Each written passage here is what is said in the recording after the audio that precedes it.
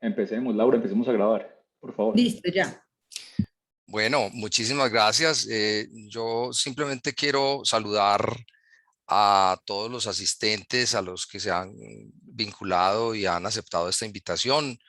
Agradecimiento al profesor Juan Bernardo Tavera por el espacio, al profesor Juan Vélez por todo la logística y a las personas de comunicaciones porque nos han apoyado pues para que este espacio sea bien productivo. Es una iniciativa que se deriva también del consejo de la facultad. El señor decano está pues en actividades y manda muchos saludos, y el consejo mismo, porque nos interesa muchísimo que los profesores, investigadores y pues todas las personas que están vinculadas a los grupos de investigación conozcan esta herramienta, porque pues la idea es hacer algún esfuerzo desde la universidad y desde la facultad y el departamento para adquirir unas licencias que estén al servicio de la formación en posgrados, pero también de los procesos de investigación. Entonces es muy importante que todos conozcamos detalles de cómo es, se puede utilizar y cuáles son pues como las condiciones y características, y por eso estamos acá. Entonces,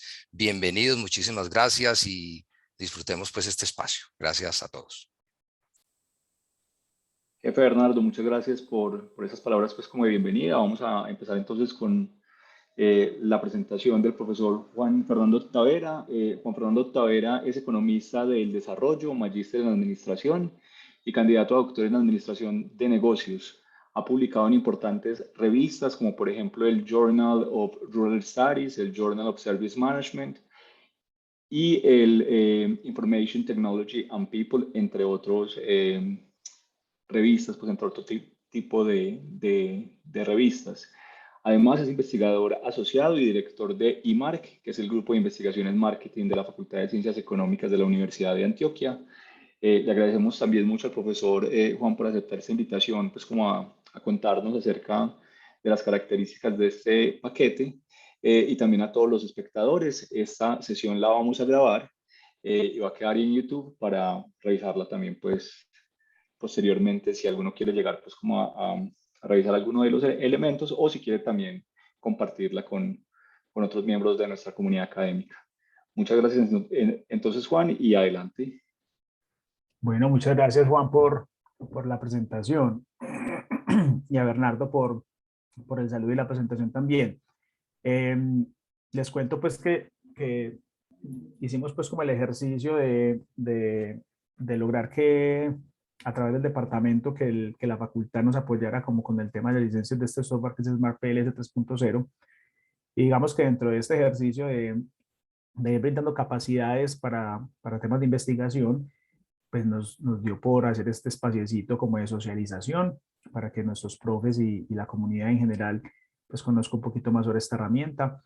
Y dentro de la misma pues decidimos ponerle a este espacio el nombre de medición de variables latentes en ciencias sociales, y ya específicamente pues como el uso y la utilidad de Smart PLS para este asunto, ¿cierto? Especialmente lo que es el análisis y el tratamiento de estos datos. El nombre suena muy técnico, ¿cierto? Digamos que yo cuando lo leo, cada vez que lo leo más me disgusta. Suena como muy técnico y suena también, a pesar de que tiene el tema de ciencias sociales, como algo muy estadístico, y pues lo es, o tiene que ver bastante pues como con el análisis estadístico, pero creo que también hay unos elementos asociados con la medición que son muy relevantes para poder, digamos, comprender y hacer un buen uso de este tipo de herramientas. Entonces, digamos que dentro de este contenido que hemos pensado para hoy, pensé como en tres elementos o en tres momentos. Primero, como una introducción al tema de procesos de medición en ciencias sociales, que creo que es como el punto de partida y creo que debería ser siempre que veamos un curso de análisis de datos de este tipo, debería ser como el origen, ¿cierto? Como el asunto de reconocer cuál es la importancia de estos procesos de medición y las complejidades que implican, porque a partir de allí es que después de que se hacen esos procesos, pues que se deriva la posibilidad de hacer un tratamiento o análisis de datos respectivo, en este caso pues lo que denominamos técnicamente la modelación por ecuaciones estructurales, eh, pero digamos que el punto de partida siempre será ese proceso de medición, ¿cierto? Entonces digamos que ahí está, o ahí radican los elementos más importantes y más claves, eh, más que en sí la estadística. Creo que la parte estadística, mal que bien, es numérica y en ese sentido pues es un asunto de cálculos, pero ese proceso de medición tiene complejidades que pueden ser importantes, digamos, reconocerlas y abordarlas para hacer un buen proceso de investigación. En segundo lugar, trabajaremos el tema ya de la herramienta Smart PLC 3.0. Vamos a hacer pues como una introducción a los elementos básicos que la herramienta plantea, sus facilidades y el por qué tomamos la decisión de buscar estas licencias, ¿cierto? Y no quedarnos, por ejemplo, con un software abierto. ¿Cuáles serían pues como las implicaciones para nuestros procesos de enseñanza-aprendizaje en diferentes programas y de investigaciones de los grupos? Y por último, el tema de preguntas y respuestas. Es más o menos, digamos que el tiempo que he pensado para este espacio es de 1 hora. Entonces, ya siendo las 11:10, podemos ir como empezando a meterle hasta un poquito de caña. Bueno, muy bien. Lo primero es reconocer dentro de ese tema de mediciones ciencias sociales qué significa medir. Que muchas veces hablamos de medición, hablamos también en ciencias sociales muchas veces de que hay cosas que son medibles y cosas que no lo son. Digamos que esa definición que a mí más me gusta para expresar qué es un proceso de medición es aquella serie de actividades que nosotros utilizamos para poder asignar valores numéricos a hechos u objetos, ¿cierto? Digamos que cada vez que utilizamos ese sistema numérico y sus propiedades para poder hacer desde una codificación hasta un tema ya de cuantificación, estamos ejecutando un proceso de medición, ¿cierto? Digamos que esta perspectiva me ha gustado asumirla porque dentro de esas características del sistema numérico hay algunas que incluso son muy utilizadas, por ejemplo, en métodos que son de tipo cualitativo. A pesar de que dentro de lo cualitativo se nos dice mucho de que medir no tiene sentido, o que medir no tiene tanta practicidad, o que hay cosas que no son medibles. Pero a la hora del té, cuando uno mira herramientas también de software para hacer medición o procesos, digamos, de investigación cualitativa, uno encuentra que aparecen ciertas actividades o propiedades que este tipo de dinámicas y de software nos ofrecen que apuntan a hacer medición, sino que mediciones distintas, ¿cierto? No de cuantificación, pero sí, por ejemplo, de clasificación, ¿cierto? O de conteo de frecuencias. Digamos que cuando hacemos, por ejemplo, un análisis de contenido, hacemos conteo de frecuencias. Entonces, digamos que básicamente ese sistema numérico nos permite diferentes cosas, ¿cierto? Una primera es nominar o nombrar. Yo podría utilizar codificaciones para decir que esta categoría o esta palabra o este hecho en particular le voy a asignar el código 1 y a otra que es distinta al código 2, ¿cierto? Pero únicamente lo que estoy haciendo allí es determinar que dentro de este ejercicio tengo dos categorías o dos palabras o dos situaciones que son distintas una de la otra, que son obviamente excluyentes una de la otra, y por lo tanto le asigno el 1 y le asigno el 2. Entonces miren que en ese caso yo estoy utilizando el sistema numérico solamente para expresar que hay unicidad, ¿cierto? Solamente para decir que el hecho 1 es diferente al hecho 2 o que el objeto 1 es diferente al objeto 2. Y eso en sí es un proceso de medición, ¿cierto? Sino que miremos que en ese caso solamente la utilidad que tiene o que está aprovechando como característica del sistema numérico sería nombrar, ¿cierto? Solamente estamos nombrando el hecho. Después de que lo nombras, puedes contar, ¿cierto? Y mirar, por ejemplo, frecuencias, que es lo que, por ejemplo, un análisis de contenido podría realizarse. En esta medida, esa primera característica estará presente en cualquier tipo de medición que tengamos en ciencias sociales. De ahí en adelante puede haber otros tipos de implicaciones que tenga el número, ¿cierto? O esa asignación numérica a eso que estamos midiendo. Por ejemplo, yo podría expresar un grado de orden. Yo podría decir si algo es considerado como mejor o peor. O podría expresar si algo es considerado como bueno, mientras que otra cosa es mala. O podría expresar, por ejemplo, ya en datos, por ejemplo, demográficos, no sé, el nivel de estudios, ¿cierto? Miremos que en este caso, además de que cada una de las posibles categorías de lo que estoy midiendo recibe un número y mantiene ese principio de unicidad que me permite nominar o nombrar, también puedo expresar que hay un orden entre las cosas, ¿cierto? Podría expresar ya sea jerarquías, ¿cierto? O una mayor presencia o una menor presencia de algo, el grado de algo, ¿cierto? Podría expresarlo allí de una manera también categórica, ¿cierto? Y por lo tanto también podría asumirse muy útil para el tema de variables de tipo cualitativo. Y de ahí en adelante, digamos que otros tipos de mediciones podrían utilizar esa unicidad, también podrían utilizar el orden, pero también podrían abordar el tema de igualdad de diferencias, ¿cierto? Ya cuando estamos hablando de escalas, por ejemplo, cuando decimos califique de 1 a 5 al profesor Juan Fernando Tavera en esta presentación, digamos que ya estamos utilizando un tema de calificación numérica, ¿cierto? Donde ese numerito no solamente nos expresa unicidad, es decir, el 1 sigue siendo distinto al 2 y el 2 sigue siendo distinto al 5, no solo nos expresa un orden, sabemos que el 5, digamos, sería una mejor calificación que un 1, que el 4 sería una mejor calificación que un 2, ¿cierto? Sino que también podríamos establecer que hay una igualdad de diferencias. ¿Entre qué? Entre las distancias que hay entre un número y otro, ¿cierto? Yo podría decir que la distancia entre el 1 y el 2 es igual a la distancia entre el 2 y el 3, y que la distancia entre el 2 y el 3 es igual a la distancia entre el 4 y el 5, ¿cierto? Y así sucesivamente, dentro de la escala que estoy utilizando. Este asunto de hablar de igualdad de diferencia nos permite ya expresar operaciones matemáticas. Yo podría, con igualdad de diferencias en mi medición, podría sumar, restar, multiplicar, dividir y lo que de ahí en adelante continúa. Pero miremos que estas características del sistema numérico, solamente hasta este último ejemplo de la calificación, pues nos permitirían integrar todas esas propiedades o características del sistema numérico.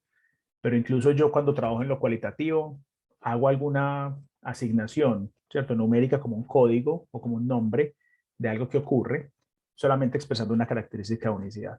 Entonces, digamos que esta perspectiva o esta forma de entender la medición me ha gustado mucho siempre, pues porque no solamente nos dice que la medición es algo muy cuantitativo para sumar, restar, multiplicar, dividir y otras cosas, sino que también nos puede ser útil para tener cierto grado de rigurosidad en la forma como tratamos nuestros datos, incluso en investigaciones cualitativas. Dentro de este ejercicio, me gusta mucho hablar de 4 elementos, ¿cierto? Lo inerte, lo vivo, lo pensante y lo consciente. Digamos que medición se aplica en muchas cosas.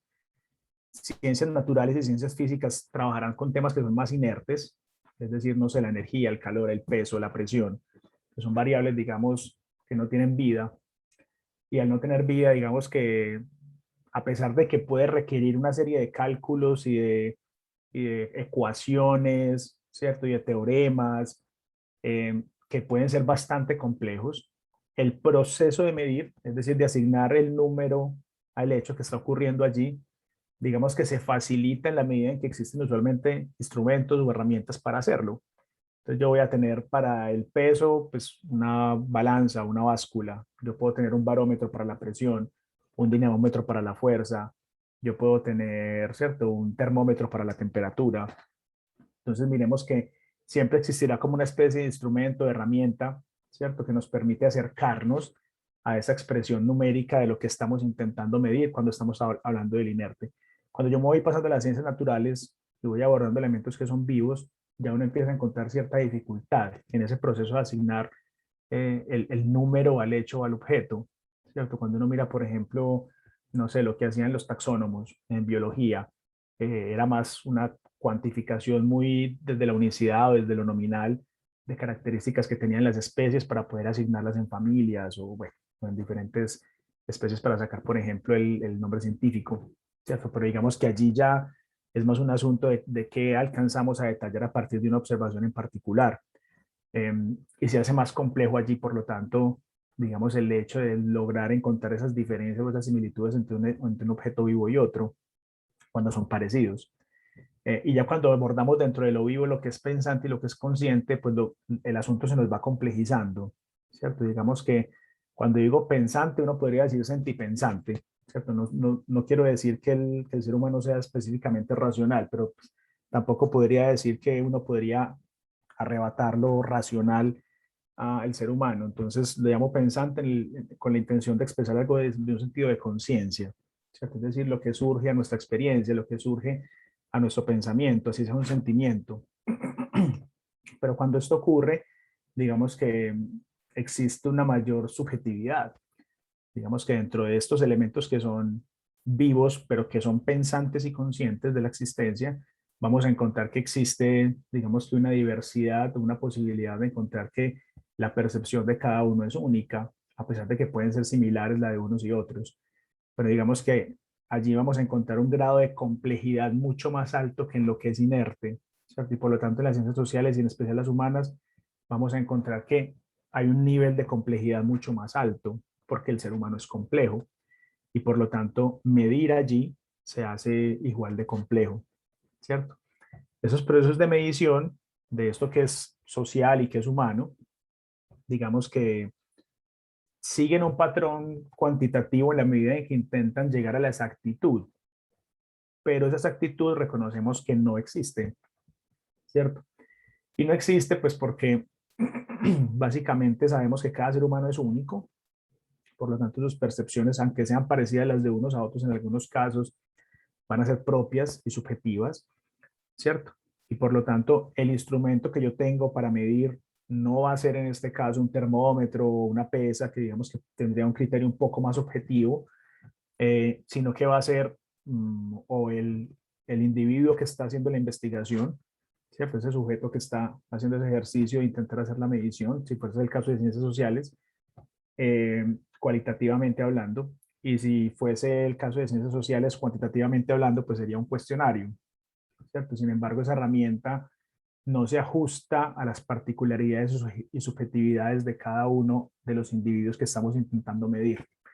Por lo tanto, esa medición en ciencias sociales es compleja, como lo veníamos diciendo, y parte del asunto de reconocer que eso que estamos midiendo no es exacto.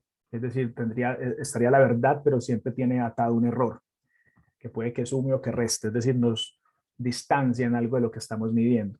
Y este es un punto de partida importante porque mucho de lo que vamos a ver subsiguientemente dentro de esta charla depende de esto, en la medida en que este asunto de hacer mediciones en ciencias sociales con variables latentes tiene mucho que ver con lograr hacer muy buenas mediciones, es decir, que tiendan a maximizar ese componente de cercanía a la exactitud, lo que implicaría hacer muy chiquitos los errores que vamos cometiendo en el camino. Ahorita más adelante, digamos, como que nos adentraremos un poquito en hablar sobre esos tipos de errores. Y obviamente, digamos que lo que subyace, en particular en este asunto de medir, es poder o explicar o predecir, ¿cierto? Esa explicación o comprensión puede estar asumido tanto desde lo cualitativo como desde lo cuantitativo. Y digamos que la predicción sí tiene un sentido un poco más cuantitativo. Y en ambos ejercicios dentro de lo cuanti, tanto el de explicar o comprender como el de predecir, pues la estadística entra a jugar un papel importante, ¿cierto? Ya sea porque estamos utilizando frecuencias o porque estamos haciendo ecuaciones estructurales, pues como el tema al cual nos alude el PLS en particular.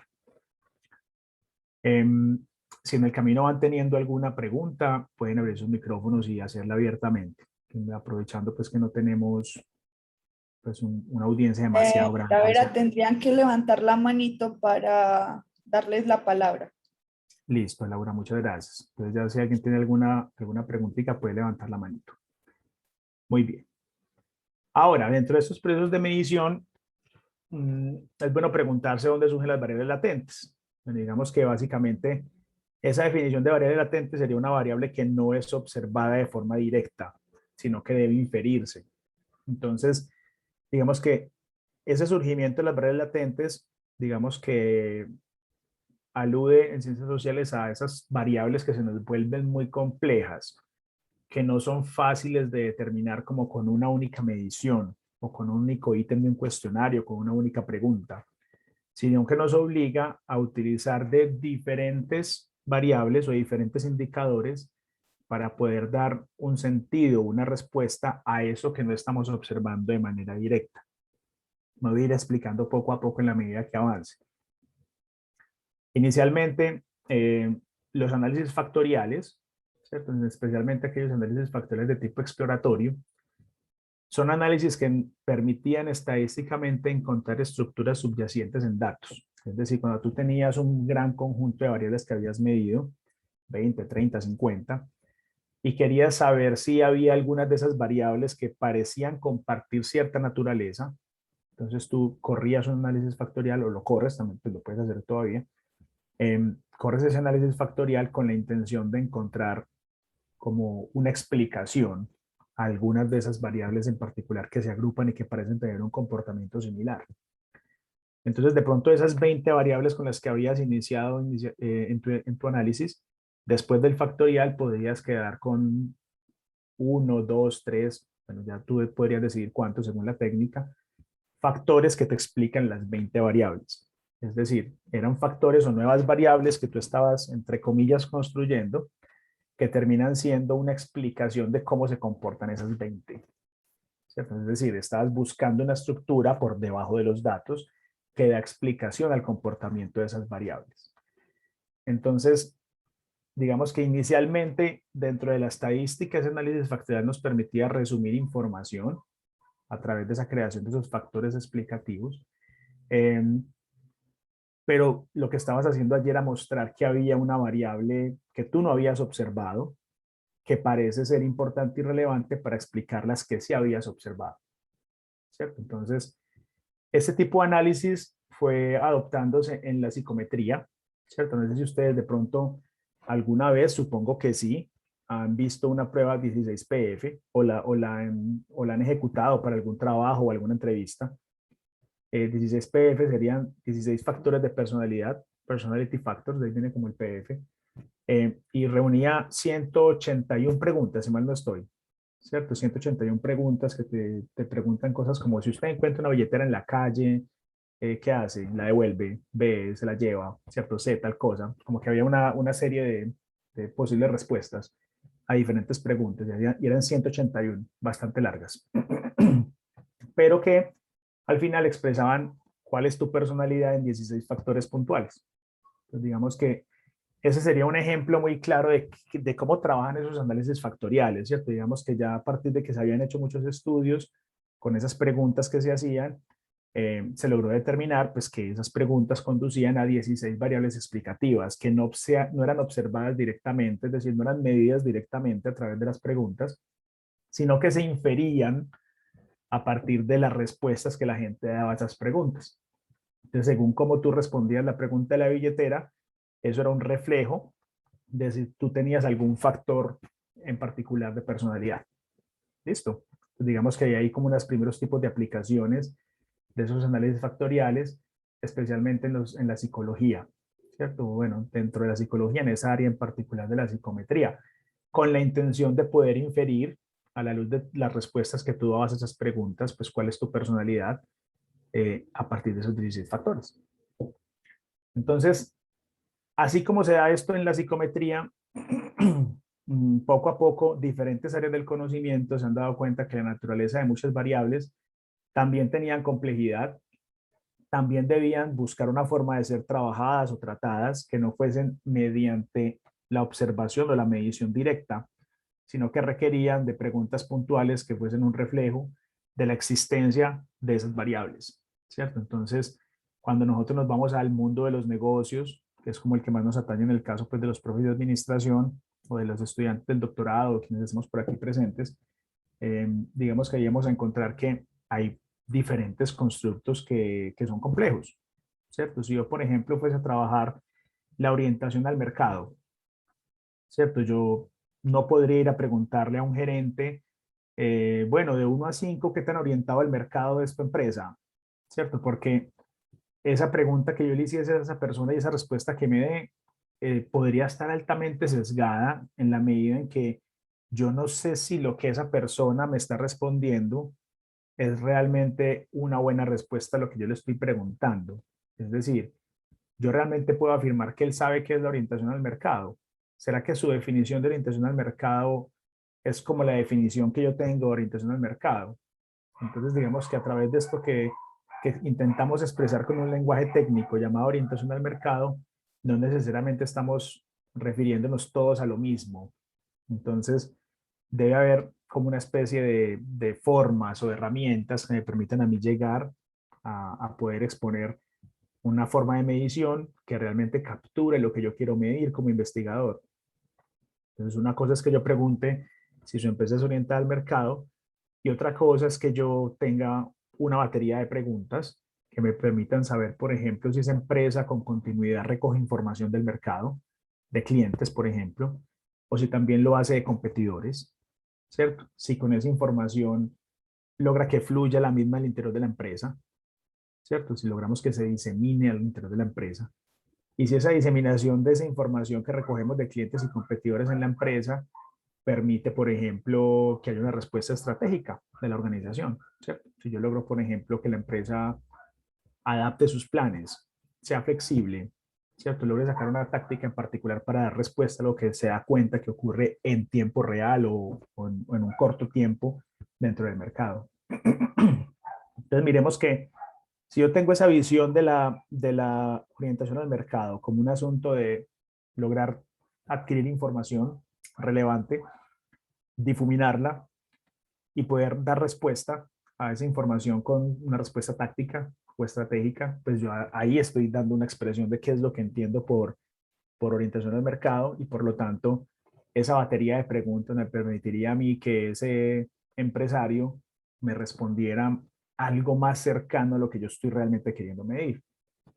Entonces miremos que este tipo de constructos que aparecen allí en ciencias sociales, especialmente en las administrativas, pues son complejos, ¿cierto? Yo no podría pensar que la respuesta original a una única pregunta me va a dar buena cuenta de lo que yo entiendo por orientación al mercado y lo que he venido definiendo, por ejemplo, en mi trabajo de investigación o en su tesis, en lo que esté trabajando.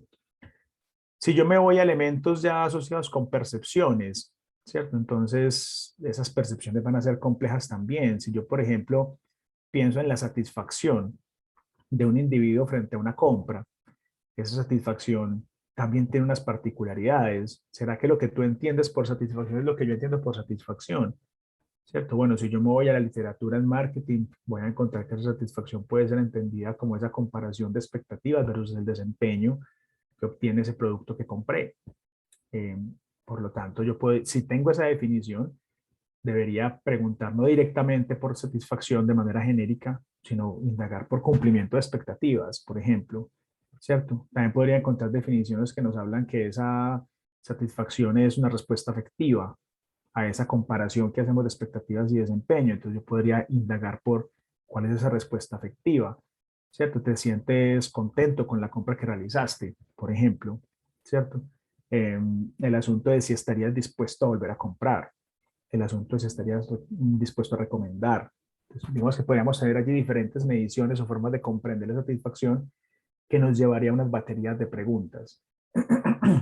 Entonces, dentro del ejercicio de esa combinación de análisis factoriales junto con la complejidad y la naturaleza de las variables con las cuales nosotros trabajamos, se van formando escalas de múltiples ítems, ¿cierto? Y en ocasiones incluso escalas de múltiples dimensiones, ¿cierto? Entonces, donde voy a tener un constructo que estoy intentando investigar, que puede tener 3, 4 dimensiones, o quién sabe cuántas, pues 2 o 10, y esas dimensiones tienen una forma de preguntarse, ¿cierto? Es decir, tienen unas escalas particulares con varias preguntas, ¿cierto? Usualmente encontrarás al menos 3 preguntas por cada una de esas dimensiones.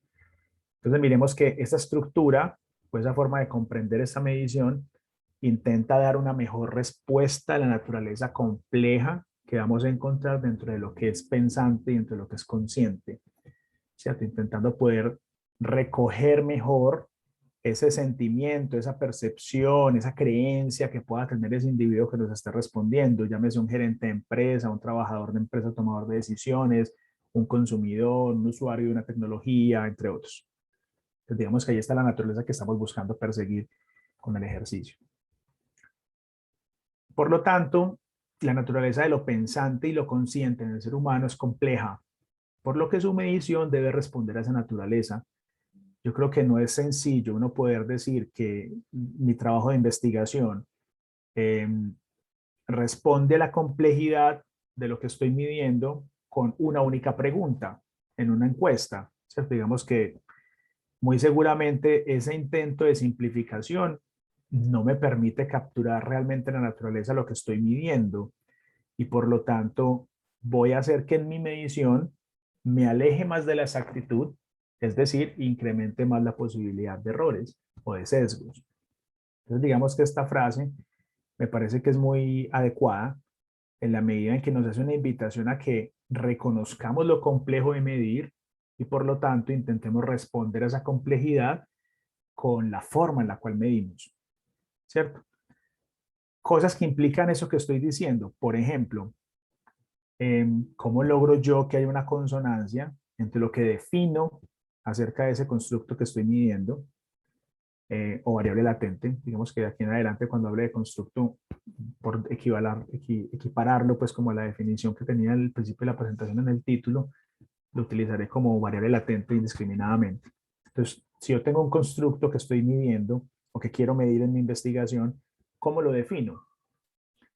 ¿Cierto? Y si esa definición o esa verbalización que tengo yo de lo que significa ese constructo hace o no consonancia con la forma en la que lo estoy midiendo. O sea, digamos que hay un punto de partida muy relevante para hacer una buena medición. Si yo estoy hablando de un constructo que es complejo, estoy hablando de un constructo que tiene múltiples dimensiones, estoy hablando de un constructo que ha tenido múltiples acepciones y me estoy casando con una de ellas, yo debería tener una predilección por una forma de medir que, digamos, me permita recoger la naturaleza de lo que estoy midiendo. Y muy teniendo en cuenta que existe esa subjetividad en el ser humano, que por lo tanto mi misión con este tema de tener escalas con múltiples ítems termina siendo una respuesta a intentar capturar mejor eso que realmente le sucede a ese individuo, eso que realmente él piensa o eso que realmente él siente. Listo, como no quedarme solamente con una respuesta, sino utilizar la escala. Y en esa función de minimizar el error, me gusta mucho siempre en mis clases mostrar esta diapositiva, porque aquí sobre el error nos habla de dos tipos de errores inicialmente, ¿cierto? Un error que es de muestreo aleatorio y todos los errores que no son de muestreo. Usualmente, cuando hacemos el análisis de datos estadístico, casi siempre el error al que más le prestamos atención es el aleatorio, ¿cierto? Como cuando tú diseñas tu muestra y tú estipulas un nivel de confianza, estipulas un error permitido, ese error permitido sería el error aleatorio. Digamos que sería una oscilación alrededor de esa medida de tendencia central que tú estás encontrando en tu medición, pero que está dado por la aleatoriedad brindada a la muestra. Si fue una muestra, pues obviamente con características probabilísticas. Pero al lado izquierdo tenemos todas esas cantidades de errores en los que podemos incurrir que no tienen que ver directamente con la aleatoriedad, sino que tienen que ver con acciones que vamos cometiendo, ¿cierto? Falta de respuesta o de respuesta, y pueden ser del investigador, del entrevistador y del encuestado, ¿cierto? Yo puedo tener errores por reemplazo de información, por marco de muestreo mal elaborado, porque metí el dedo mal en mi análisis de datos, o metí la neurona mal en mi análisis de datos, o del entrevistador, que pueden ser por seleccionar mal un encuestado, porque pregunta mal, porque registra mal, por fraude, ¿cierto? Del encuestado por falta de habilidad o por falta de renuencia. O sea, miren que en la medición yo voy a tener un montón de posibles factores que lleven a que yo tenga una mala medición, ¿cierto? Y me gusta mucho esta diapositiva porque si nos damos cuenta tiene una carga muy fuerte hacia la izquierda, ¿cierto? Es como decir, a la hora de cometer errores, quien más peso tiene es el investigador. Entonces me parece que es una reflexión muy chévere, pues porque nos baja de la nube de pensar que somos los mega expertos y nos monta en la nube de qué tantos errores puedo yo cometer y por lo tanto de qué me debo cuidar cuando hago mis procesos de medición, ¿cierto? Especialmente los procesos de tipo cuantitativo. Una vez tú tienes una encuesta y la lanzas, ya no hay vuelta de hoja, ¿cierto? Ya estás al otro lado, ¿cierto? Ya no puedes corregir los errores que tuviste en una pregunta o la escala que definiste, ya eso se fue hasta el otro lado, ¿cierto? Y si nos damos cuenta, muchos de los errores del entrevistador o del encuestado son errores que yo podría como investigador prevenir o minimizar. Entonces, ahí nos queda esa reflexión de que si yo reconozco la complejidad de lo que estoy midiendo y reconozco que esa complejidad requiere formas particulares de medición, pues yo tengo que preocuparme mucho por lo que hago, por lo que mis entrevistadores o encuestadores hacen y por darle la posibilidad al encuestado de que me responda lo mejor posible. Y ahí es donde surgen, digamos, esa complejidad, ese intento por minimizar esos errores. Dentro de esto, entonces, en estos análisis que hacemos de este tipo de ecuaciones estructurales, nos importa mucho asegurar la fiabilidad y la validez, ¿cierto? Esa fiabilidad, lo que nos querrá decir es que hay una consistencia interna de la medición. Si yo tengo ese constructo llamado satisfacción que mencioné ahorita, y tengo ese constructo medido a través de 4 preguntas de cuestionario, 4 variables explícitas, ¿cierto? Yo debería encontrar que hay una consistencia interna en mi medición. Es decir, que el comportamiento que tienen esas 4 variables realmente es un reflejo de que la persona está o no satisfecha. Y por lo tanto deberían tener un comportamiento parecido, similar, estar correlacionadas entre sí las 4 preguntas que yo tengo en mi cuestionario, si todas tienen la misma dirección o la misma valencia, ¿cierto? Esa fiabilidad es yo poder asegurar, por lo tanto, que si estoy lanzando dardos o flechas a una diana, ¿cierto? Pensando aquí como en los olímpicos, el equipo este de los que lanzan las flechas con arco, es como yo lograr siempre estar dando en un punto muy parecido, ¿cierto? Como ser consistente, es como yo estar dándole al mismo punto en la diana, ¿cierto? Si yo lanzo 5 flechas, pues las 5 están muy cerca una de la otra. O sea, al menos que seas Guillermo Tell, pues incluso sea la misma flecha atravesando la otra. O Robin Hood, ¿cierto? Pero usualmente lo que encontraremos es que todas están muy cercanas si hay fiabilidad. En la medición va a pasar algo parecido. Fiabilidad sería que esas preguntas que yo utilizo en mi cuestionario, que son las que estoy observando, dan buena cuenta o son consistentes y por lo tanto son un buen reflejo de esa variable latente o constructo que yo estoy intentando medir llamado satisfacción, si fuese el constructo ese, ¿cierto? Puede ser otro. Y validez es asegurar que se mida lo que se busca medir, ¿cierto? Entonces, yo además de la consistencia, de estar logrando dar a la diana en un punto parecido, ¿cierto? O cercano unas flechas a otras, la validez implicaría que yo estoy dándole al centro de la diana, ¿cierto? Yo podría tener fiabilidad, pero no estar alrededor del centro, sino estar alrededor de, no sé, del 8 en vez de darle al 10. Validez sería estar muy cerca del 10, ¿cierto? Entonces, yo debería ser fiable y válido en mis mediciones. Esa validez tendrá diferentes enfoques o diferentes formas de abordarla. La primera la mencioné, aunque no la expliqué como algo de validez, pero esa consonancia o ese fit entre lo que yo defino constitutivamente, qué es mi constructo con el que estoy trabajando, y esa escala que yo selecciono, esos ítems que yo selecciono para dar respuesta a esa medición que estoy buscando de ese constructo variable latente, en la medida en que yo vea esa definición, la mire yo con mis ojos de experto o del que estoy trabajando ese tema de investigación, y yo miro mi escalita con mis 4 preguntas de satisfacción, y miro lo que he definido por satisfacción, y veo que eso hace juego perfecto, es decir, encaja, tiene razón de ser de que yo pregunte estas 4 cosas porque mira cómo yo definí qué era la satisfacción, pues ahí tengo un primer tipo de validez que sería la validez de contenido, ¿cierto? Y ahí lo que estoy diciendo es, hombre, eso tiene sentido, ¿cierto? Y ese contenido o esa validez de constructo, pues yo la estoy expresando pues porque usualmente yo encontré que había autores que además de haber definido qué era la satisfacción, también nos propusieron unas escalas de unas preguntas en particular a través de las cuales las podían medir. Entonces no solamente sustento ese asunto de que mi medición es válida en el asunto de que a mí me parezca, sino que además de que a mí me parece que es consecuente esa definición verbal con la forma en que estoy midiendo, pues también tengo un respaldo en autores que han utilizado este tipo de mediciones. Entonces, digamos que ahí voy dándole sentido a esa validez de constructo. Y ya después tendremos otras, ¿cierto? Que tienen que ver con esa coexistencia de diferentes constructos en un mismo instrumento.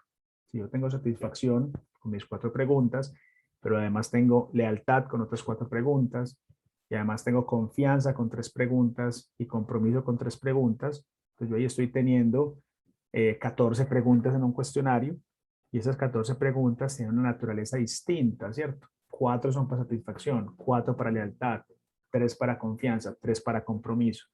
Yo debería asegurar estadísticamente que cada una de esas escalas, ¿cierto? Las de 3 preguntas o las de 4 preguntas, cada una de esas escalas es diferente de otra, ¿cierto? Yo tengo que asegurar que esas 4 preguntas de satisfacción dan cuenta de la satisfacción, mientras que las de la lealtad dan cuenta de la lealtad.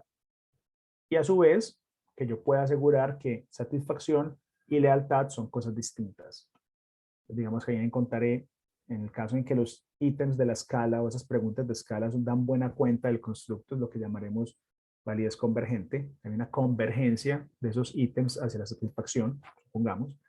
Y cuando yo puedo decir que satisfacción es diferente a lealtad, ahí estoy hablando de validez discriminante. ¿Cierto? Digamos que son conceptos que vamos trabajando dentro del análisis de ecuaciones estructurales, y que es importante pues como empezar a diferenciarlos. Digamos que al final lo que estoy buscando aquí con fiabilidad y validez es lograr dar una respuesta a qué tanto error tengo, ¿cierto? En qué medida yo me estoy acercando a una medición que es fiable, que es válida.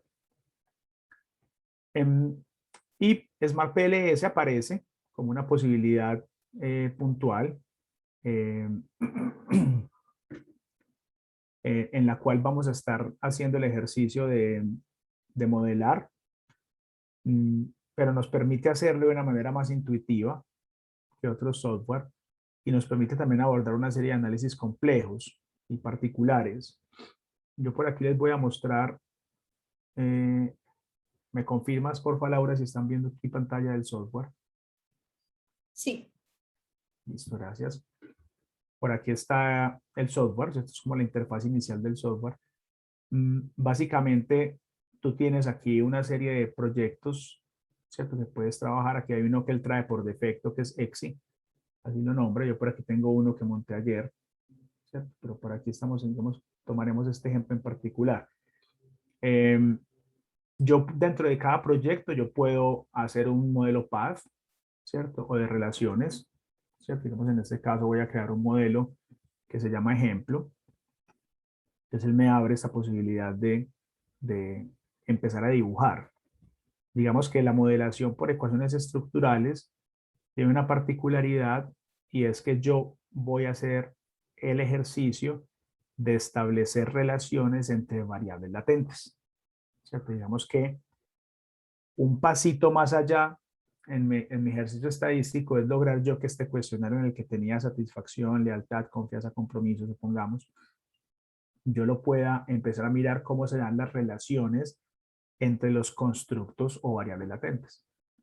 Y esto tiene particularidades porque si se dan cuenta, pues yo no estoy haciendo regresiones entre variables explícitas, que es lo que usualmente hacemos cuando trabajamos con regresiones. Digo usualmente pues porque no sé en todos los casos, pero normalmente es así. Sino que estoy trabajando con variables inferidas, que son las latentes, ¿cierto? Mire que yo tenía 4 preguntas para satisfacción, pero cuando voy a establecer mi hipótesis en ecuaciones estructurales, pues lo que yo diría es que esa satisfacción, ¿cierto?, influye en la lealtad, por ejemplo. Entonces, si se dan cuenta, yo aquí simplemente puedo ir a latent variable y dibujar cuantas quiera y necesite, ¿cierto? Y podría a través de la conexión establecer cómo se da un sistema de relaciones entre variables. ¿Cierto? Entonces miremos que la interfaz gráfica nos permite hacer una modelación muy sencilla y muy fácil entre esas variables latentes que yo estoy determinando. Entonces aquí podría nombrarla si quiero. Podría decir que esto es satisfacción. Yo podría decir que esto es lealtad. Y así subsiguientemente. Y como sé que estos son variables no observables, yo necesito asegurar que esa variable tenga indicadores. ¿Cierto? Entonces, por ejemplo, yo podría decir que estas 3 variables corresponden a satisfacción. Entonces, miremos que cuando esta variable tiene indicadores, me cambia de color, yo ya sé que hay una estructura adecuada para medir este pedacito de mi modelo. Y así subsiguientemente, ¿cierto? Yo podría decir que esto es lealtad, yo podría decir que esto es lo que sea la variable 3, y yo podría decir que esto es lo que sea la variable 4. ¿Ok? También tengo la opción de poder alinearlo, los indicadores, con botón derecho, ¿cierto? Para que se vea bonito, para que se organice bonito. También lo puedo alinear. Quiero pues que tenga más, que se vea aún más bonito. Muy bien. Eso ya pues son como temas de formato que como se dan cuenta pues son fáciles de utilizar para que no tengan modelos feitos. A veces en las revistas es bueno presentarlo con modelos bonitos. Muy bien. Entonces yo aquí voy haciendo este ejercicio, ¿cierto?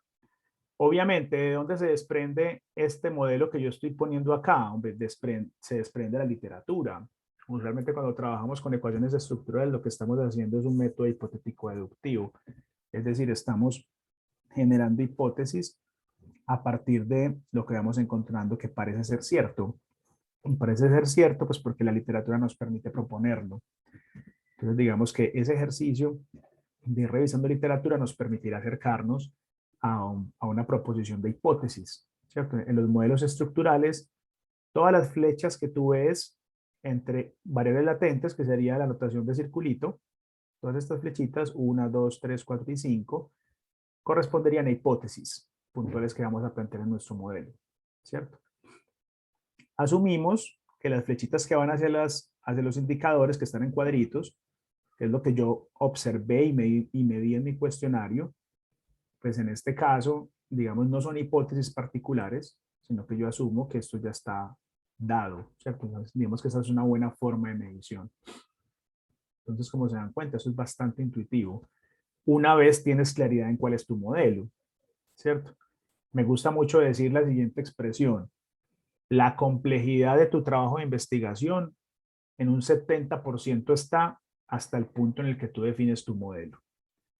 Llegar a decir mi modelo es este, es el 70% de lo más complejo. Muchas veces mis estudiantes piensan que lo más complejo es la estadística y realmente no lo es. La complejidad está siempre en hasta el momento de la medición, ¿cierto? De ahí para adelante sigue habiendo complejidad, pero no es tan amplia como lo primero, ¿cierto? Tú tener un buen marco teórico, tú poder establecer unas buenas hipótesis, tú poder establecer unas buenas escalas de medición para tus constructos o variables latentes, tú poder plantear muy bien esa medición en campo y tener tus datos, o sea, hasta ese punto en el que tú tienes tu modelo ya con tus datos recogidos, ahí está la gran complejidad. Hasta el modelo del 70, recoger los datos, póngale que es otro 10 o 15%, que estamos en 85%, y la estadística y las conclusiones pues tendrá su complejidad, pero es un 15% de la complejidad. Realmente lo importante está en lo previo. Yo creo que el espacio que en esta charla le di a lo primero, que es el proceso de medición en ciencias sociales, creo que alude justamente a eso. Hay que darle mucha importancia a lo primero que hablé en principio, ¿cierto? Aunque sea muy introductorio. Ya quienes estén por aquí que nos acompañen de los cursos de, ya sea de doctorado o de las maestrías, pues digamos que aquí, ya en los cursos que ustedes van a ver, se abordará pues estos temas como con mucha más profundidad. Bueno, yo voy por aquí a abrir, bueno, una cosita pequeña. Si se dan cuenta, al principio las bolitas estaban en rojo. Cuando ya tengo un modelo que se puede correr, él me va a poner las bolitas en azul. Entonces digamos que esos colores por default o que están pues como estandarizados nos permiten también saber cuándo mi modelo se puede correr. Si yo, por ejemplo, tuviese una relación circular, supongamos que esta flecha la pongo en el otro sentido. Espérate. Cuando tengo relaciones circulares, él me va a poner problema. Él me va a poner problema. O debería ponerme problema. Por ejemplo, aquí, mire, me las pone en rojo. ¿Por qué me las pone en rojo? Porque este tipo de modelación no me favorece para trabajar de esta manera, ¿cierto? Entonces, bueno, aquí ya van viendo como de manera intuitiva cómo se desarrolla el software. Ahorita haremos pues como una especificación más allá. ¿Qué particularidades va a tener esta modelación? Entonces, vea, yo aquí les voy mostrando cositas. Primero, esta forma gráfica de entender este modelito de la izquierda corresponde a un modelo de análisis factorial exploratorio, ¿cierto? No es todavía un PLS, es factorial exploratorio. De aquí viene el ejercicio, por ejemplo, del 16PF en psicometría, ¿cierto? Originalmente tú tienes unas variables que observabas y vas a hacer la asunción de que hay unas variables explicativas, epsilon 1 y epsilon 2, que están compuestas por un pedacito de cada una de estas variables, ¿cierto? Digamos que da explicación de algo de cada una de las variables que yo estoy midiendo en mi cuestionario.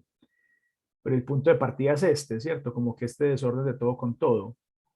Cuando yo tengo un análisis factorial confirmatorio, digamos que yo ya simplificaría esto, ¿cierto? Yo ya diría, los primeros 3 ítems corresponden a epsilon 1, los segundos 3 ítems corresponden a epsilon 2. Yo ya no hago el ejercicio de pensar que todo va con todo, sino que ya estoy desconfirmando una medición previa que hice. Cuando aquí, por ejemplo, tenemos esto, miren que ya aquí tengo una expresión distinta porque ya la relación de las flechas de cada uno de los constructos se dirige únicamente a sus ítems, ¿cierto? Esa variable latente solo se relaciona con sus variables explícitas, ¿cierto? No tenemos esta maraña, ¿cierto? ¿Por qué? Pues porque ya las escalas previas que yo he visto en la literatura me permiten a mí afirmar que estas 3 preguntas, B8, B9 y B10, corresponden a awards y que B5, B6, B7 corresponden a satisfaction, ¿cierto? Entonces yo lo que voy a hacer en mi primera fase es intentar corroborar que eso sea así, ¿cierto? Es decir, que estas realmente pertenezcan a su constructo, validez convergente, la mencioné ahorita, que haya fiabilidad, obviamente, ¿cierto? Y que se diferencia esta estructura de awards con esta estructura de satisfacción, que yo pueda afirmar estadísticamente que son distintos, validez discriminante. Y aquí tendríamos las flechitas originales, ¿cierto? Son como la forma de la notación. Ahora,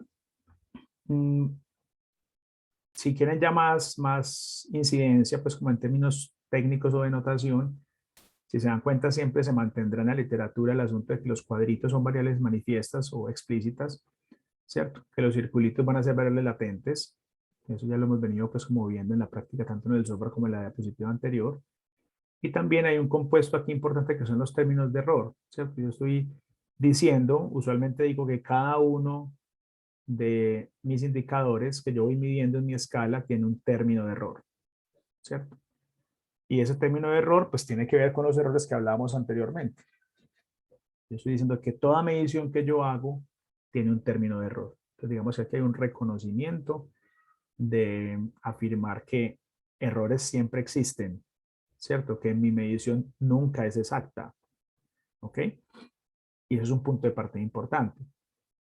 Cuando yo hago fiabilidad, si se dan cuenta, yo lo que estoy diciendo aquí es que para x31, esta variable tiene dos variables que la influencian. Tiene por un lado el constructo y por otro lado tiene el error, ¿cierto? Y eso se repite para x32 y para x33. Yo estoy diciendo que hay, para cada uno de estos componentes hay dos fuerzas que los determinan. El constructo y su respectivo error. Si mi medición es buena, yo esperaría que pese mucho más el constructo sobre mis indicadores que lo que pesa el error.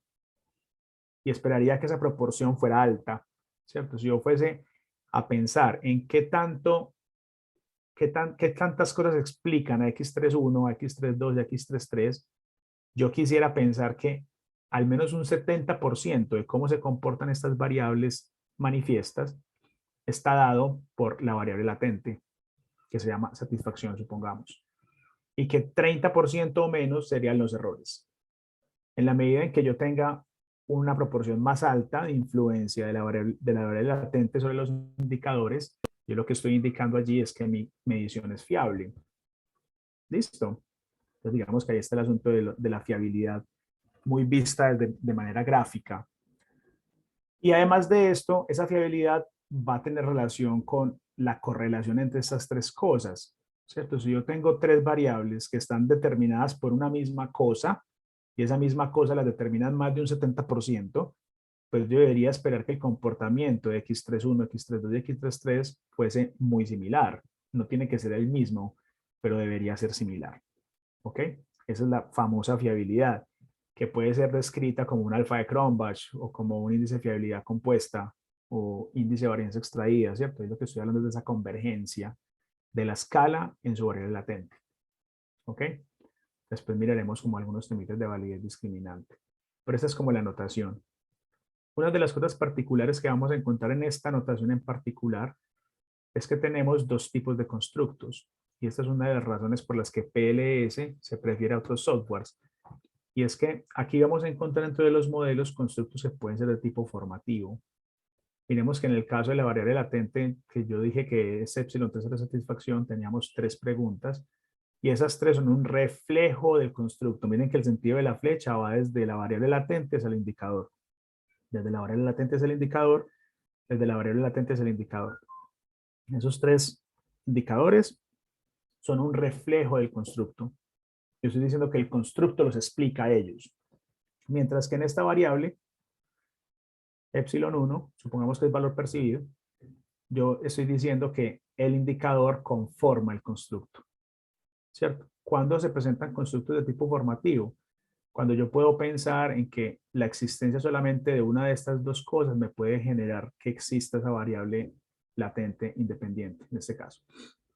Supongamos que vas a medir el estrés, ¿cierto? Y tú podrías tener estrés, por ejemplo, por situaciones laborales, por situaciones amorosas, por situaciones económicas. Podrías tener tres indicadores. Ahora, necesito tener problemas laborales, amorosos y económicos para estar estresado. Hombre, si los tengo los tres, pues seguramente estaré estresado. Pero solamente un mal de amores podría generarme mucho estrés. Yo creo que sí. Así estés muy bien de plata o así estés muy bien en el trabajo. ¿O será que estar muy mal en el trabajo te puede generar mucho estrés? Así tengas una buena pareja y así tengas buen dinero. Entonces miremos que ese tipo de variables, ahí vamos a encontrar que el estrés puede ser generado por cualquiera de ellas, o por todas, o por algunas. Entonces, esa naturaleza de medición se recoge en constructos de tipo formativo. Vuelvo e insisto, aquí los indicadores conforman la variable latente.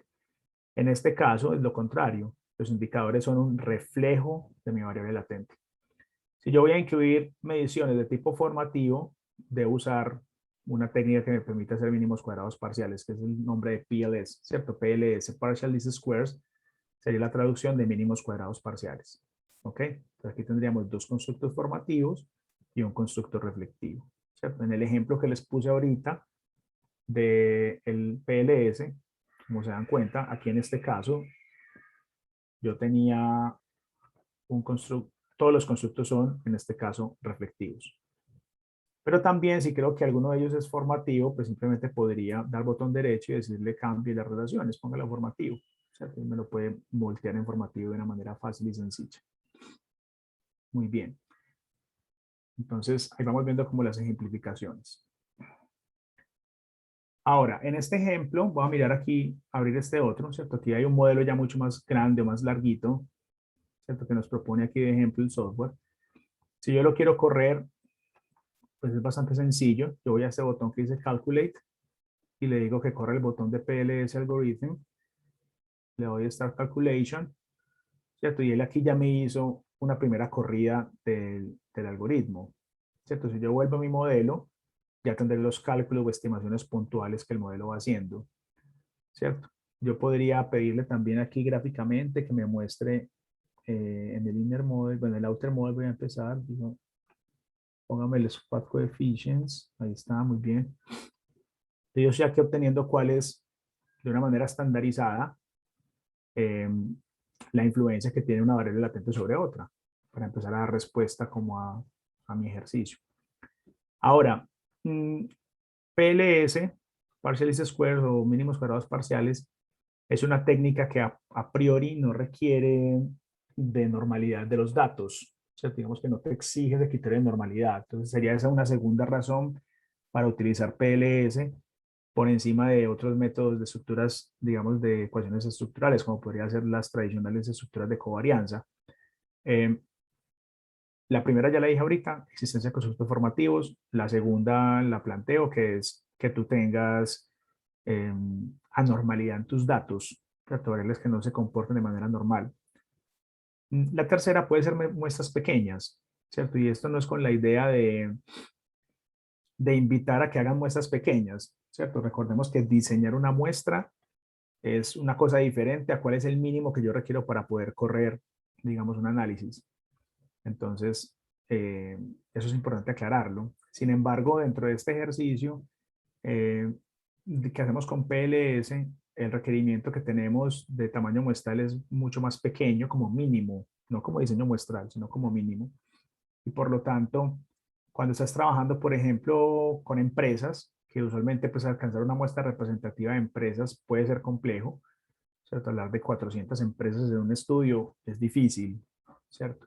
Pero si ya estás hablando de, no sé, tengo 95 empresas que abordé dentro de mi proyecto de grado, mi trabajo de investigación, pues ya es una muestra que de pronto no será gigante, pero la puedes analizar, ¿cierto? La puedes analizar a través de este sistema. Si lo trabajaras por estructuras de covarianza, que es el método tradicional, tendrías limitaciones, ¿cierto? No podrías hacer modelos muy grandes ni muchas preguntas para ese tamaño muestral. No sería tan práctico. Entonces, digamos que eso también nos favorece el asunto de trabajar con PLS. Pero como trabaja sin presupuestos de normalidad, él necesita poder asegurar cierto grado de normalidad. Digamos que para poder correr pruebas de hipótesis, aquí yo ya tengo un valor de la relación entre image and expectation, ¿cierto? Me da 5,05, pero para yo saber si ese valor realmente es significativo, pues debo correr una prueba T, ¿cierto? Esa prueba T, para poder correr, se necesita de un error estándar, el cual no tiene aquí calculado de una manera adecuada por el tamaño de la muestra, supongamos que fuese el caso, ¿cierto? Entonces, usualmente PLS le acompañamos una técnica que se llama el bootstrapping. Básicamente lo que hace es generar X cantidad de muestras, yo voy a decir que me haga 5.000 muestras, ¿cierto? Básicamente aquí lo que voy a hacer con ese bootstrapping es tomar todas estas observaciones que tengo, en este caso esta base de datos tiene 250 y tantas observaciones, y voy a construir 5.000 muestras con esos mismos datos, ¿cierto? Esas 5.000 muestras como con la intención de yo poder generar un error estándar mucho más adecuado, ¿cierto? Calcular un mejor error estándar y utilizarlo en mi prueba T. Pues por eso aquí ya él ya tiene por aquí un error estándar que calcula con esas 5.000 muestras, ¿cierto? Y ya se permite hacer una prueba T que puede poner en juego, ¿cierto? Para poder mirar si es significativa o no es significativa. Entonces digamos que ahí se va complementando como el asunto. Entonces, pasos. Si yo quiero hacer un modelo, pues lo que hago es dibujarlo. Ya sabemos cómo asignar indicadores, ¿cierto? Simplemente se seleccionan aquí y se arrastran hasta el constructo. Establezco con mis dibujitos y con mis flechitas el modelo que me costó mucho tiempo y mucha complejidad llegar a él, ¿cierto? Y una vez lo tengo, empiezo a revisar cosas. Entonces, ¿qué voy a revisar? Por ejemplo, si las cargas factoriales son altas. Digamos que la técnica nos invita a que haya cargas factoriales arriba de 0.7, ¿cierto? Justamente, pero lo que estamos diciendo es que esa fuerza con la que el constructo está impactando en nuestro indicador debería ser alta. Entonces, esas cargas factoriales corresponden a estas flechitas, ¿cierto? A la fuerza con la que estas flechitas me determinan esa importancia del constructo frente a hacia sus indicadores. Aquí les voy a poner que me aparece cuál es el... Epa. Aquí te aparece. Entonces, a QX1, ¿cierto? Expectation le pega con 771, ¿cierto? Y entre paréntesis tengo la prueba P, en este caso que sería significativa, con el bootstrapping que hice. Y aquí me está alineando en la parte gráfica como ambos tipos de análisis inicialmente. Entonces, si yo voy nuevamente a mi resultado, yo veo que aquí hay varias en rojo, ¿cierto? Algo bueno del PLS también es que de una vez te permite identificar los criterios de cuando algo pasa o no pasa técnicamente y rigurosamente, ¿cierto? Puede haber, digamos, ciertos momentos en la investigación en los que podemos hacer omisiones de ese threshold. Entonces, por ejemplo, aquí tengo este QSL2, está muy bajito. Entonces, usualmente en estos procesos de revisión de fiabilidad y validez, pues yo debería hacer depuraciones. Entonces, depurar es muy sencillo, ¿cierto? Yo voy y lo identifico, es este, lo señalo y lo doy a suprimir y lo borro, ¿cierto? Cada vez que yo cambio el modelo, miren que se me borran toda la notación numérica, pues porque él debe volver a recalcularlo. Entonces vuelvo y corro el algoritmo original. Nuevamente voy a mitigar aquí en mis resultados finales las outer loadings o las cargas factoriales finales. Miremos que ya aquí me va mejorando, ¿cierto? Nuevamente aquí tengo un problema con QX y tengo otro con I+3, QX3 e I+3. Entonces voy a mi modelo y hago mi depuración respectiva, ¿cierto? Y vuelvo y calculo. Digamos que es como un ejercicio de estar iterando hasta poder ir encontrando que esos elementos van alcanzando sus valores adecuados. Aquí tengo un elemento un poco bajo, aquí otro un poco bajo, los voy a mantener, no los voy a depurar más, pensando en que también tengo una información que he venido recogiendo en mi cuestionario, pues que no quisiera simplemente botarla y desecharla para el análisis, puede ser importante, ¿cierto? Y más si estoy diciendo que mi constructo y mi medición tiene validez de contenido. Pues digamos que en este caso puedo tomar la decisión de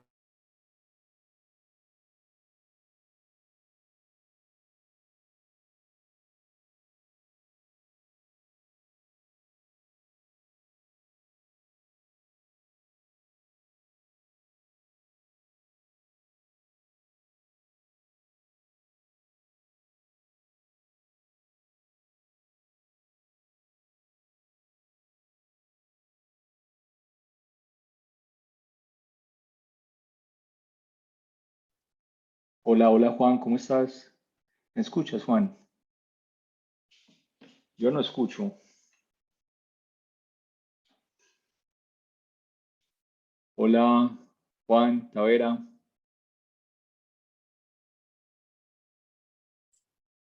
Yo creo que no nos está escuchando No y nos está nosotros tampoco escuchando, lo se fue el estamos sonido. escuchando. Ujú. Sí, y no lo estamos escuchando a él.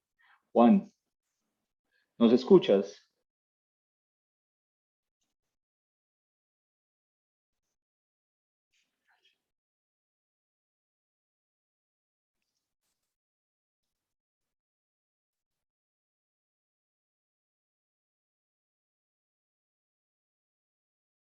¿Estás escuchándonos o no? Hola, hola. Hola, ahora sí, te escuchamos ahí. Listo, no sé qué pasó aquí y me salió como una alerta de no sé qué del audio, Ah, pero bueno. No sé en qué iba cuando me perdieron. no, en la depuración de los Ok, en la indicadores. depuración. Muy bien, entonces la depuración no, la voy a dejar hasta ahí, pues como para no hacerla completa, pues porque la idea no es hacer aquí pues todo un análisis en 5 minutos, pero sí mostrarles, por ejemplo, aquí tenemos ya criterios de validez discriminante. O sea, digamos que aquí en fiabilidad y validez convergente estaría alfa de Cronbach, fiabilidad compuesta y índice de varianza extraída, que son pues como los tres indicadores tradicionales que se reportan, sumado con el tema de que las cargas factoriales sean mayores a 0.7, en este caso las que están en verde pasan, ¿cierto? Estas las voy a dejar pues para no molestar mucho. Y en validez discriminante hay diferentes criterios, me disculpan que sea un poquito ya más técnico, con más tiempo podría explicarles como por qué tiene sentido lo que les estoy diciendo, pero pues buscamos aquí que esta diagonal que representa la raíz cuadrada del índice de varianza extraída de cada uno de los constructos o variables latentes sea superior a las correlaciones que hay entre los diferentes constructos. Simplemente una demostración de poder afirmar que el constructo se explica más a sí mismo por su propia escala que lo que es explicado por otros constructos.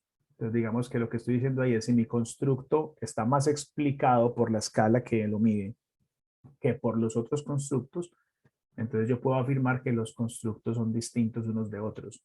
Por eso es un criterio de validez discriminante. Aquí hay otro importante que es el heterotrade monotrade ratio. Aquí lo que se está haciendo es mirar cuál es la media geométrica que hay entre las correlaciones existentes entre los indicadores de mi escala y el ratio que tienen frente a las correlaciones que hay entre esos indicadores de mi escala con otros indicadores de otras escalas. Pero el sentido vuelve a ser el mismo, intentar evidenciar que es más importante las correlaciones propias del constructo entre esos indicadores que las correlaciones de esos indicadores con indicadores de otros constructos o variables latentes. Este HTMT también uno muy importante reciente, ¿cierto? Digamos que no tiene tanto tiempo de presentación en tesis o en artículos académicos, pero ya se pide casi que obligadamente. Y este, por ejemplo, es un criterio que no te lo arroja un software abierto como el R, ¿cierto? Digamos que los otros elementos tú los puedes calcular con más facilidad. Tú vas a encontrar con facilidad, por ejemplo, en los paquetes de R, tú encuentras Cronbach, encuentras fiabilidad compuesta, encuentras varianza extraída, eso los puedes sacar, digamos, los paquetes. Pero, por ejemplo, aquí ya en el tema de validez discriminante, ahí vamos a encontrar que hay una deficiencia en los paquetes estadísticos existentes en R. Y pues obviamente, si nuestros estudiantes no tienen muy buena formación estadística o de programación, entonces les va a costar mucho construir este tipo de información, ¿cierto? De pronto esta va a ser más fácil, ¿cierto? Porque si tienes el índice de varianza estadística que sí te lo calcula y pues puedes sacar una matriz de correlaciones, pero si quieres sacar, por ejemplo, el HTML, se te va a complicar mucho la vida, va a ser mucho más como complejo. Eh, Aquí hay un tema de ajuste de modelo, sin embargo, se reporta ya poco, porque justamente eso termina siendo una emulación más de lo que se obtenía previamente con el análisis de ecuaciones estructurales por estructuras de covarianza, que es como la forma original de trabajarlos. PLS no funciona así, sin embargo, el Smart PLS te va a arrojar pues, algunos indicadores de ajuste, aunque realmente pocos se reportan. A veces los exigen, ¿cierto? En las revistas o los evaluadores de trabajos de grado, pero ya cada vez es menos utilizado.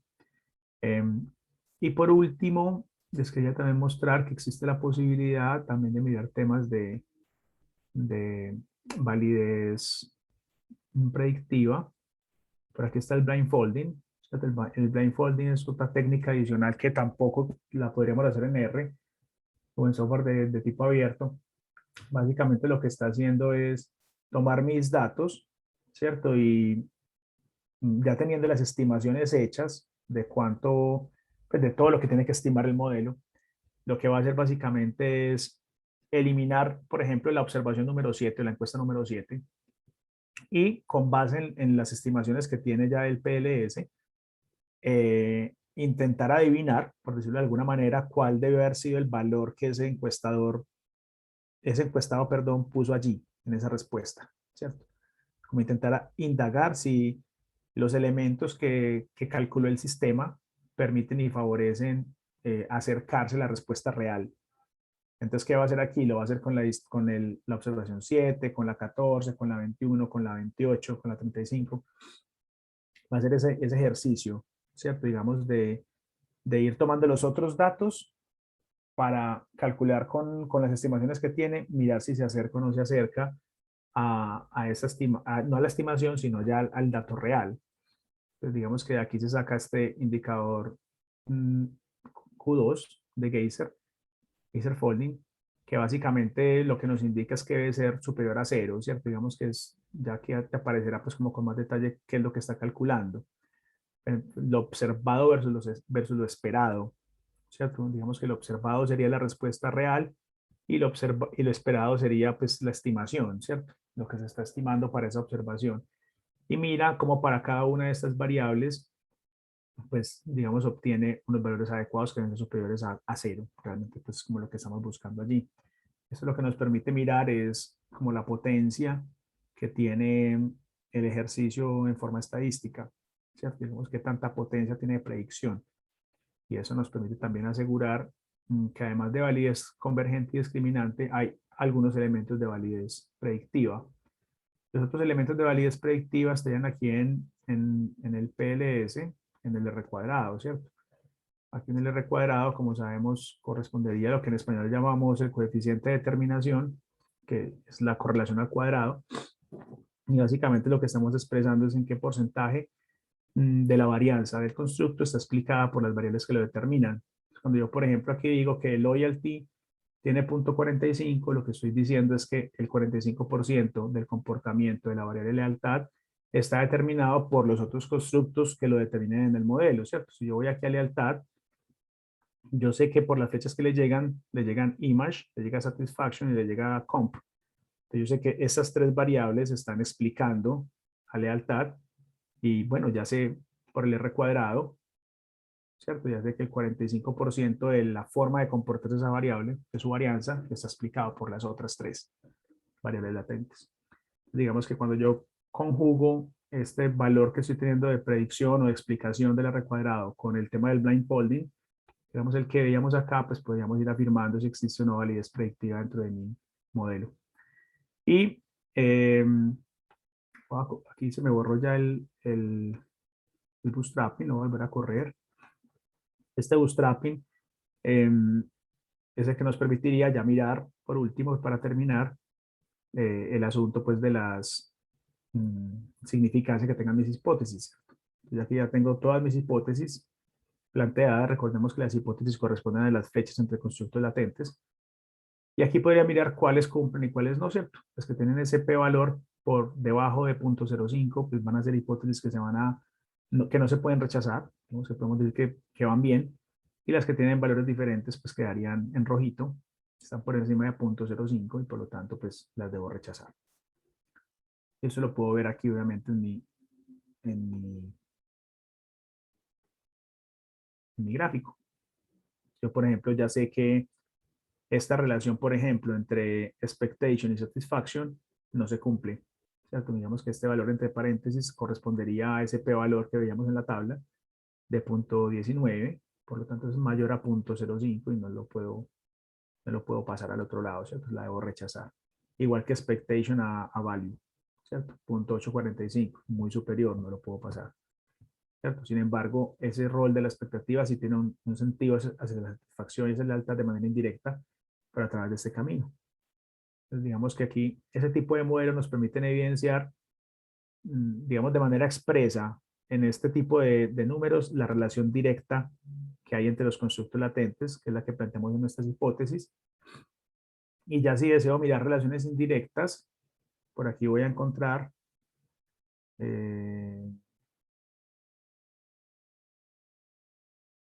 total effects. Vamos por aquí, total effects.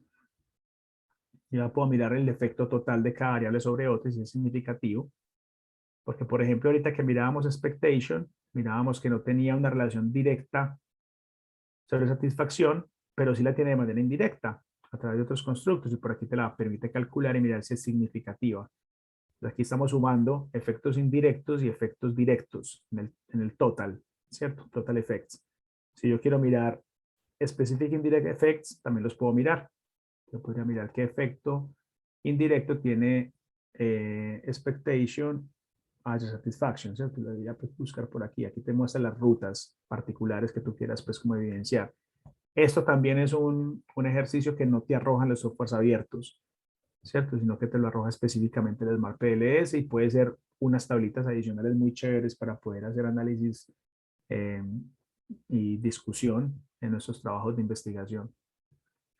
Ya pues como por adicionar, por último, habrá otro tipo de análisis complejos que también son difíciles de encontrar en los software abiertos, como puede ser, por ejemplo, los análisis de moderación, ¿cierto? Donde decimos que una relación entre dos constructos latentes está moderada por la existencia de un tercer constructo, ¿cierto?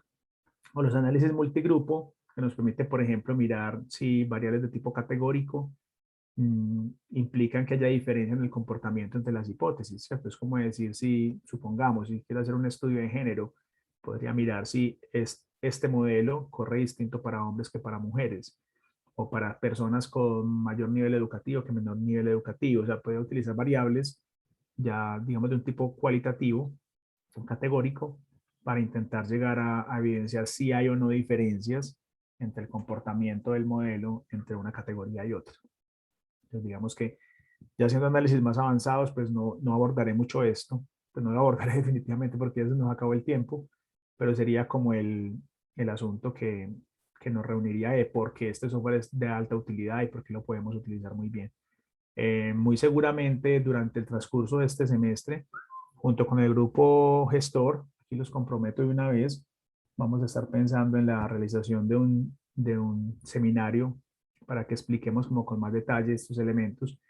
Espero que les haya sido útil, pues hasta el momento al menos este abrebocas. Obviamente no podemos abordarlo todo en este espacio, ¿cierto? Porque pues, realmente es un contenido amplio y largo, pero pues la idea era que ustedes pudieran tener un abrebocas pequeño. No sé si tengan alguna pregunta en particular que me quieran hacer, a ver si me corchan o no me corchan, puede que me corchen.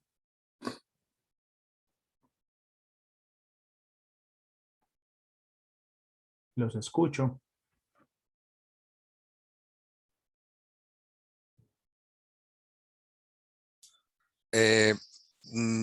Juan, Hola. Andrés Espinosa había hecho una pregunta que la fiabilidad y validez puede ser homóloga como la variable gauge R y R. No conozco la variable gauge R y R. Si de pronto Ajá. Andrés nos puede abrir el micrófono y nos cuenta de dónde viene, le respondo mejor. Pero Laura, no mientras, sé. Bueno, sí. Bueno, y Liliana Gutiérrez hizo simplemente un comentario de si todos los constructos son reflectivos, se recomienda utilizar PLS consistente. ajá, eso es cierto. Eso, ajá. Cuando todos son reflectivos, intenta hacer PLS consistente, que es una técnica que se acerca mucho más al resultado que se obtendría por estructuras de covarianza, ¿cierto? Digamos que el PLS consistent o PLC, digamos que a lo que lleva es a obtener un resultado mucho más cercano a lo que se obtendría por la forma tradicional de trabajar este tipo de modelos. También hay que decirlo, en algunos círculos se sigue privilegiando el asunto de los modelos de estructuras de covarianza sobre los que se trabajan por mínimos cuadrados parciales, eh, porque realmente, digamos, cumplen con más criterios tradicionales que encontramos en regresiones, como es el tema de la normalidad de los datos, el tema de multicolinialidad, entre otros. Entonces, digamos que ahí hay un ejercicio particular que invita en algunos académicos a trabajar más desde estructuras de covarianza que desde mínimos cuadrados parciales. Pero, como trabajamos en mínimos cuadrados parciales, digamos que podemos ver temas de utilidad un poco más exploratoria, por ejemplo. Digamos que los de estructuras de covarianza se acercan más cuando estamos como confirmando teorías ya existentes, ¿cierto? Cuando estamos, por ejemplo, replicando modelos que pueden ser bastante cercanos a otros hechos en otros países o en otros contextos, ¿cierto? Muy similares. Entonces, si queremos como ratificarlos, ahí estaría pues como un ejercicio más para intentar desarrollarlo desde estructuras de covarianza. PLS nos puede ser mucho más útil para investigaciones que hagamos que tengan un carácter más de estar en punta de conocimiento y más exploratorio. Y gracias, Lili, por la apreciación. Sí, Sí, fue una sí. recomendación que ella hacía, obviamente. Yo habilité ya, mira a ver si te abre, Andrés, el micrófono. Hola, buenas tardes. Dale. ¿Me escucha? ¿Cómo estás, Andrés? Bien. Muy bien, profe, muchas gracias. Profe, lo que pasa es que, a ver, anteriormente yo tuve la oportunidad de trabajar con Minitab y en proyectos particularmente de Six Sigma, ¿cierto? La certificación que obtuve ahí. Y digamos que hacíamos una medición del Gauge R&R, que básicamente es la repetibilidad y la reproducibilidad, donde se medía, digamos que la precisión y variación de la herramienta con la que uno hacía la medición. No sé si me hago entender. Entonces mi pregunta es si digamos que la fiabilidad es posible, digamos que homologarla con ese mismo término de reproducibilidad y repetibilidad. Pues como esa Pues precisión mira, que tienen los datos. a priori por lo que me cuentan me suena que sí, ¿cierto? Me suena que justamente el hecho de seleccionar una escala de medición y garantizar su fiabilidad y validez nos invita a repetir y reproducirla, ¿cierto? A poder utilizarla en el tiempo. Pero te soy muy honesto, si pones ese indicador y no pones los otros que te conté aquí ahorita en un paper o en tu tesis, te van a poner problema. Te van a decir como que venga, no es solamente eso, ¿y qué pasó con esto otro? Muéstrame un alfa de cromas, muéstrame un índice de fiabilidad compuesta, muéstrame no sé qué. Entonces, digamos que ahí podría haber, digamos, como la complementariedad, es lo que te recomendaría, ¿cierto? Y ya no conozco pues el detalle estadístico que está detrás pues del gauge R&R, pero pues sería dependiendo de eso, ¿cierto? También. Pero cuando me dices repetibilidad y reproducibilidad, sí me suena que tiene un sentido muy real con el tema de fiabilidad y validez. Digamos que la Listo, utilidad profe. práctica es el mismo sitio. Listo, profe, muchas gracias. Con gusto, Andrés. ¿Alguna otra pregunta, compañeros? No hay más, profesor Tavera. Está bien así. Bueno, entonces les agradezco mucho pues como por haber participado de este espacio. Y pues bueno, cualquier duda que puedan ir teniendo en el camino, yo creo que hay diferentes profes en la facu que les pueden como contribuir con esto. Eh, por ejemplo, sé que el profesor Esteban López es muy estudioso de estos temas, el profesor José Enrique, sé que la profe Liliana también ha tenido cursos muy chéveres sobre esto en espacios internacionales. Bueno, si me falta alguno, me disculpan, ¿cierto? Pero creo que hay en diferentes grupos de investigación, tanto IMARC como Gestor, como Compor, no sé si en JIFI, pero sí al menos estos tres me consta que sí. Tenemos personas que los pueden como acompañar según los temas que estén trabajando, aquellos que no sean profes y que les parezca importante y relevante. Entonces les agradezco mucho como por este espacio y espero que nos volvamos a ver pronto. Muchas gracias, Juan Fernando, y todos los asistentes. Muchas gracias, chao. Gracias a Chao, ti, que les vaya Juan. muy Muchas bien. gracias. Gracias también Carlos, a los muchas asistentes. gracias. Hasta luego. Hasta Hasta Nos luego. vemos. luego. Que esté muy bien. Chao. Hasta luego.